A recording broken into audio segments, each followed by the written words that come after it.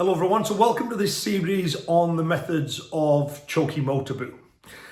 In this series, we're going to look at his 12 two-person drills, some of the anti-gripping stuff that he also taught, and my kata, a kata I created to enable my own solo practice of the 12 core Motobu drills. So Motobu is a really important character for us pragmatic karateka. And the reason for that is, while most of the karateka of that time had adopted this Budo model, so at the time, traditional martial arts are regarded as being old-fashioned and outdated. At one point, martial arts practice was highly valued, right? And as the samurai classes dissolved, the Meiji Restoration, particularly Japan has realized that its military is way out of date compared to the military of the West. The Americans turn up in a great big battleship, the like of which they've never seen before, and they're armed with bow and arrows and swords and spears, right? So they're trying to radically kind of update their military. And what a lot of the martial arts at the time saw was as an opportunity for us here.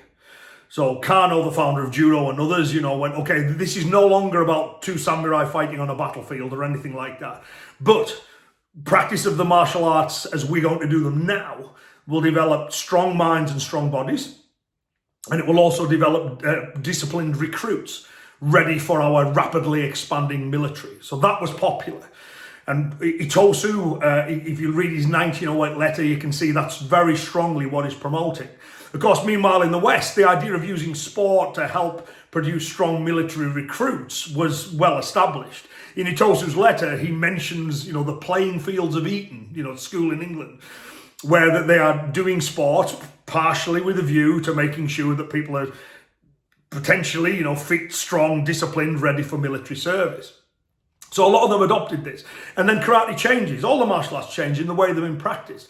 We're going to be on a modern day battlefield. We're going to be fighting in battleships, and we're going to have machine guns and cannons and all this kind of stuff. Your ability to block a punch and swing a sword are irrelevant now.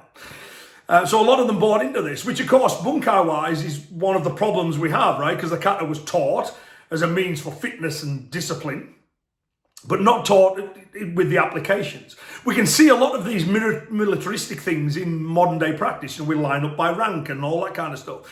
That wasn't something that was done traditionally, but they layered on that almost like military feel to things.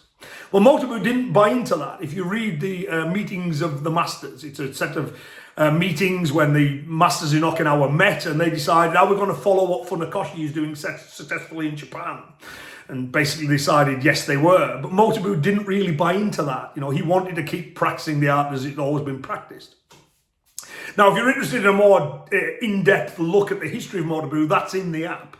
There's a series in there where, there's some PowerPoint presentations. I take you through the various masters, their history, who they trained with, when they were born, when they died, and most importantly of all, some of the very interesting things they said.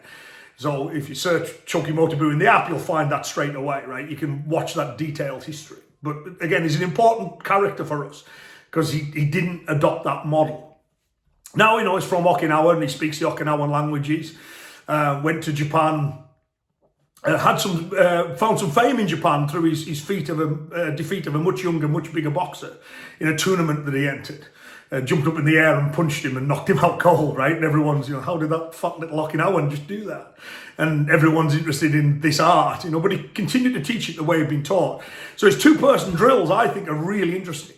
Because if we compare and contrast them with a lot of drills that are often regarded as traditional but aren't, things like, 3-step, 5-step sparring, which again are an attempt to ape what the Budo arts are doing. So in judo, for those who've done judo, you think of things like the nagano kata, the throwing kata of judo.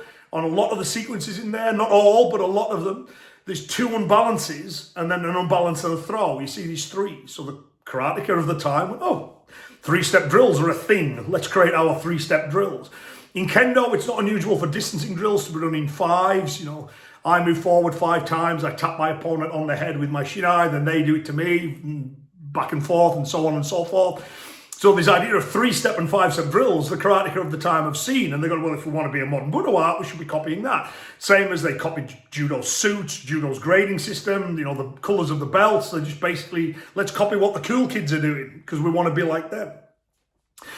But with those, there's all kinds of practical problems with that type. You know, the attacks are unrealistic, the distance is unrealistic. It gets you used to doing things like retreating in a straight line, which is never a great idea. And you look at Motobu's drills; he doesn't retreat on any of them. He moves in, he takes control. The hands are active. He hasn't got empty hands pulled, you know, to his hips just because. You know, if he can control the enemy's limbs, he's doing that.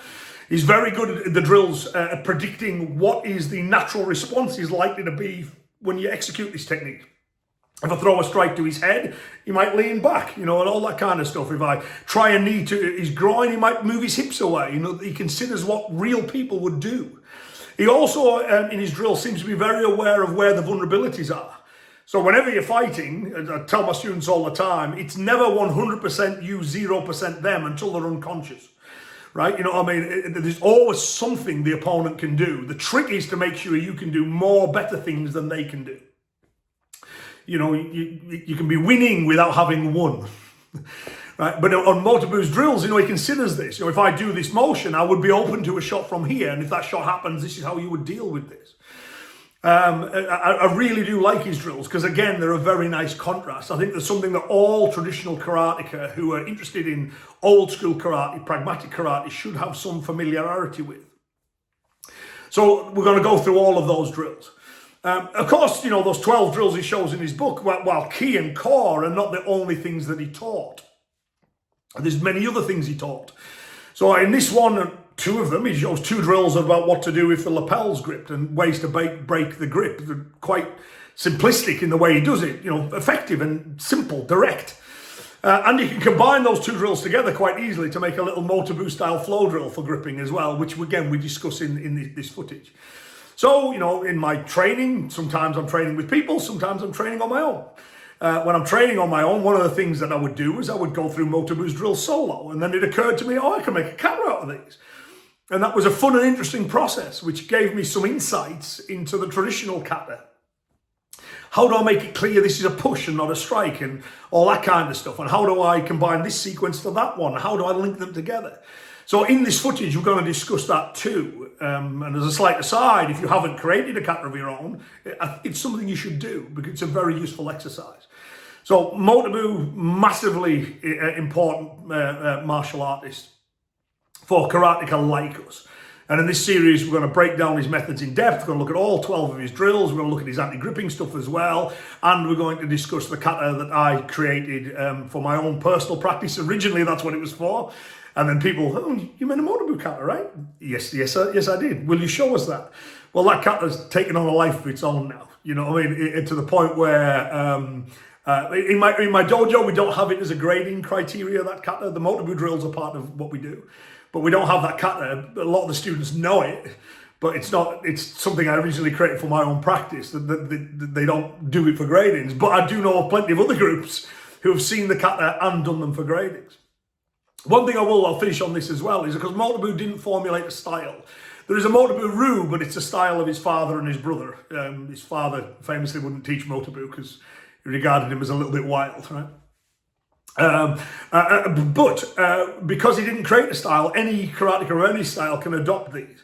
And that has been my experience sharing these with people. I've shown them to Goju-Ryu people and they've gone, but this is just all Goju-Ryu. And I've shown them to Shotokan people and they go, but this is like what we do in this kata. And yeah, the principles present in these drills are very present in the kata as well. They're very relatable to karateka of all styles. I have even shown them to practitioners of arts outside of karate.